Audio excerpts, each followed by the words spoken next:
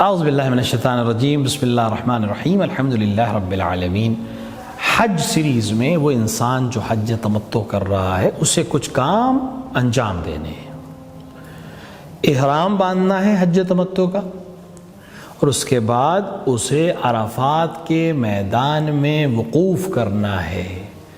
9 ذی الحجہ کو ظہر سے لے کر غروب آفتاب تک اس انسان کے لیے ضروری ہے کہ حج تمتع کی نیت سے وقوف کرے عرفات کے میدان میں۔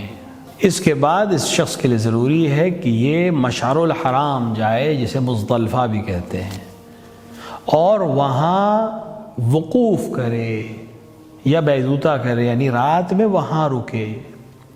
البتہ اس کے بہت تفصیلی احکام بھی ہیں جو آپ رسالہ عملیہ میں یا احکام حج کی کتابوں میں لا سکتے ہیں۔ اس کے بعد یہ انسان 10 ذی الحجہ یعنی روز عید الاضحیٰ سورج نکلنے کے بعد مشعر سے نکل کر منی میں داخل ہوگا، اور منی میں داخل ہو کر اسے 3 کام اسی دن انجام دینے ہیں۔ پہلا کام ہے رمی کرنا جمرہ عقبہ کی، یعنی سب سے بڑے شیطان کو رمی مارنا، یعنی 7 کنکریاں مارنا۔ اس کے بعد قربانی کرنا اور تقصیر یا حلق کرنا، یہ 3 کام انجام دینا ہے اسے 10 تاریخ کو۔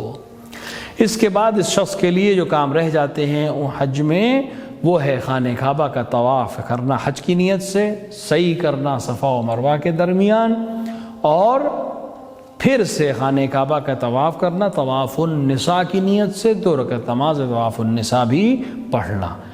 وہ کام جو اس کے باقی ہیں وہ منی میں ہیں۔ منی میں شب 11، شب 12 اور بعض موارد میں شب 13 رکنا، اور ہر دن یعنی 11 اور 12 اور بعض موارد میں 13 تاریخ کو تینوں شیاطین کو 7 کنکریاں مارنا۔ جو انسان یہ سارے کام انجام دے 13 تاریخ کو یا بعض موارد میں 12 تاریخ کو، اس کا حج تمام ہو جائے گا۔